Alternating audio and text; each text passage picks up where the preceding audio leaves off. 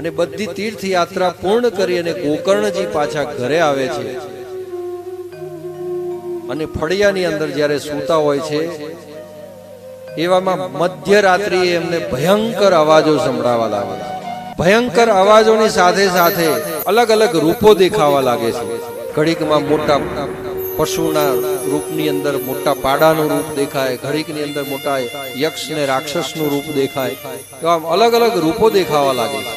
તરત જ ગોકર્ણજી છે હાથની અંદર જલ લઈ અને પ્રેત સુક્તમનો પાઠ કરી એના ઉપર છંટકાવ કરી અને પ્રેતને શાંત કરે છે કે ભાઈ તું કોણ છે અને શા માટે આ રીતે હેરાન પરેશાન કરી રહ્યો. અરે પ્રેત કહે છે કે ભાઈ હું તમારો ભાઈ ધંધુકારી છું. ત્યારે ગોકર્ણજી કહે છે કે ભાઈ ધંધુકારી, તારું તો મેં ગયાજીમાં તર્પણ કરીને આવ્યો છું છતાં પણ તારો મોક્ષ નહીં. ત્યારે ધંધુકારી કહે છે કે ગયાજીમાં મોક્ષ એને પ્રાપ્ત થાય ભાઈ કે જેને સારા કર્મો કર્યા હોય, પણ મેં તો એટલા બધા પાપ કર્યા છે કે એની કોઈ સીમા જ નથી. એટલા પાપ કર્યા છે અને મારો તર્પણ કરવાથી એવી રીતે ઉદ્ધાર થાય એવો નથી. માટે કંઈક મને બચાવવાનો ઉપાય કરો, નહીં તો હું આ પ્રેત યોનિમાં આમ ને આમ ભટક્યા કરીશ. ત્યારે ગોકર્ણજી છે એ ધંધુકારીને આશ્વાસન આપે છે કે તને પ્રેત યોનિમાંથી મુક્ત કરવાનો જ્યાં સુધી કોઈ ઉપાય ન શોધી લઉં ત્યાં સુધી તને જે રહેવાનું પરમાત્માએ સ્થાન આપ્યું હોય ત્યાં જ રહેજે અને કોઈ પણ બીજું આ પ્રેત યોનિમાં આવ્યા પછી હાહાકાર મચાવતો નહીં, નકર પછી તું નહીં છૂટી શકીશ. એટલે એ રીતે એને આશ્વાસન આપી અને સ્વસ્થાને એના સ્થાને મોકલે છે. અને ગોકર્ણજી વિદ્વાન પંડિતો હોય છે એમને મળે છે, ગામવાસીઓને મળે છે અને કહે છે કે ભાઈ આવી રીતે કાલે આ અઘટિત ઘટના બની છે અને મારા ભાઈ જે છે ભાઈ પ્રેત યોનિમાં ગયો છે, એને મોક્ષ પ્રાપ્ત થયો નથી. તો તમે કઈ ઉપાય જાણતા હોય તો કહો. ત્યારે ઘણા બધા ઉપાયો બતાવ્યા, પરંતુ એ બધા ઉપાયો બહુ લાંબા હોય છે.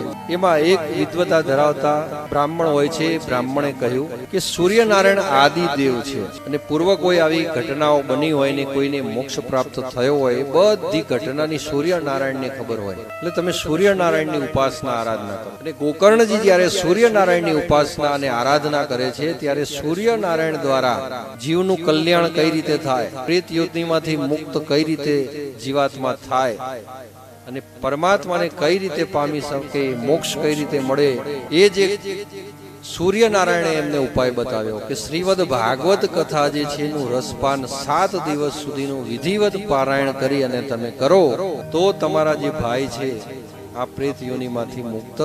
અને એ રીતે ગોકર્ણજી છે એમને ગામવાસીને બધાએ વાત કરી.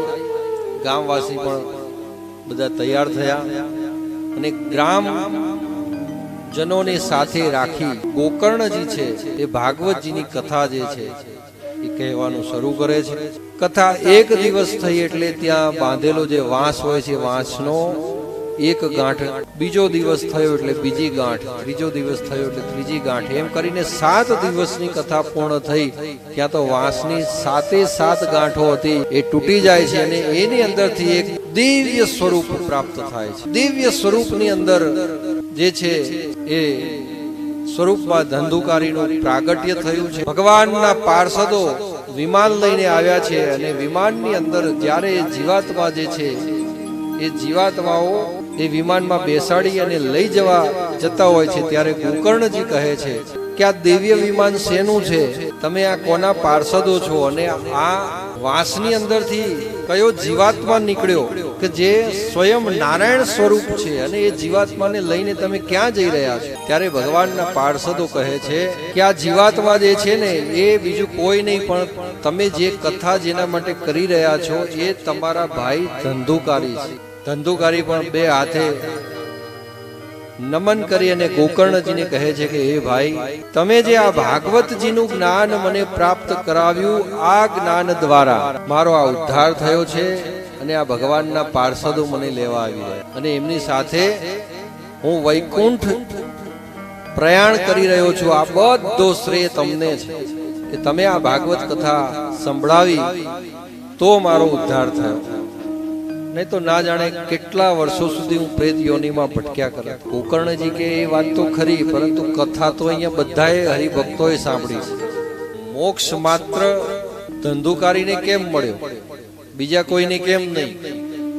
ત્યારે ભગવાનના પાર્ષદોએ કહ્યું કે બીજા બધા હરિભક્તોએ ભાગવતજીનું શ્રવણ કર્યું છે, મોક્ષ એમનો સિદ્ધ છે, મળવાનો જ છે, પરંતુ એમને પોતપોતાની અલગ અલગ મનોકામના પ્રમાણે કથા સાંભળી. જ્યારે પરીક્ષિતે અનશન વ્રત લઈને, એટલે કે 7 દિવસ સુધી નથી એ જમ્યા કે નથી એમને પાણી પીધું, માત્ર વાયુપાન ઉપર રહી અને 7 દિવસ ભાગવત કથા સાંભળી છે. અને એ 7 દિવસ કથા સાંભળી ત્યારે પરીક્ષિતને મોક્ષ પ્રાપ્ત થયેલો. અને એ જ સ્થિતિની અંદર એ જ રીતે અહીંયા જો કોઈ કથા સાંભળી હોય તો એ કથા આ ધંધુકારીએ સાંભળી છે કે 7 દિવસ સુધી માત્ર વાયુપાન ઉપર રહી અને આ કથા સાંભળી છે, નથી જમ્યા કે નથી પાણી પીધું, કંઈ જ નહીં, વાયુપાન ઉપર. અને એના માટે આ ધંધુકારીનો મોક્ષ સિદ્ધ છે.